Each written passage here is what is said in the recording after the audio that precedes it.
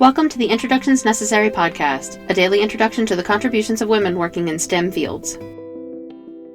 In her first year of working at the New York City's Department of Health Diagnostic Laboratory, Dr. Anna Wessels-Williams would change the world. Earning her MD from Women's Medical College of New York, she volunteered at the newly opened diagnostic laboratory in 1894. At the time, diphtheria had reached near epidemic rates in the city, and while a treatment existed, it was so hard to produce that many people were denied access. Williams was successful in isolating a new strain of the diphtheria bacillus, which was a crucial step in the development of an antitoxin. Her strain made a toxin that was 500 times more potent than the current methods, meaning the availability of the antitoxin increased, as the costs were drastically reduced. Within the next year, physicians in New York and England were given the diphtheria antitoxin for free in an effort to eradicate the disease.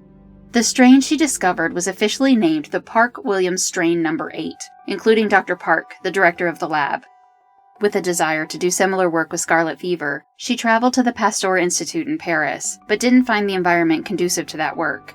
She did, however, gain an interest in rabies, and brought a culture back with her to New York. She carefully cultivated the sample in hopes of improving the methods of rabies diagnosis. Williams developed a fast method for preparing and staining brain tissue to show the presence of indicator bodies, a method that would surpass the original test and become the model technique for the next 30 years. Named assistant director of the Department of Health Laboratory in 1905, she and Dr. Park continued to work collaboratively, publishing Pathogenic Microorganisms, including bacteria and protozoa. The pair followed this classic text in 1929 with Who's Who Among the Microbes, thought to be one of the earliest books on the topic written for the public.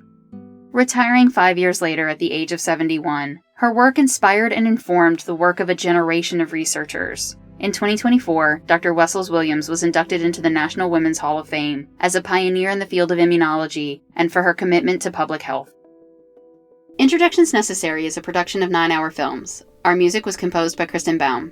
Please visit our website, introductionsnecessary.com, to listen to previous episodes and learn more about the women featured in this program. We would love for you to introduce yourself to us on Patreon. You'll get the latest updates and find out how to support the podcast on patreon.com/9hourfilms. Thank you for listening.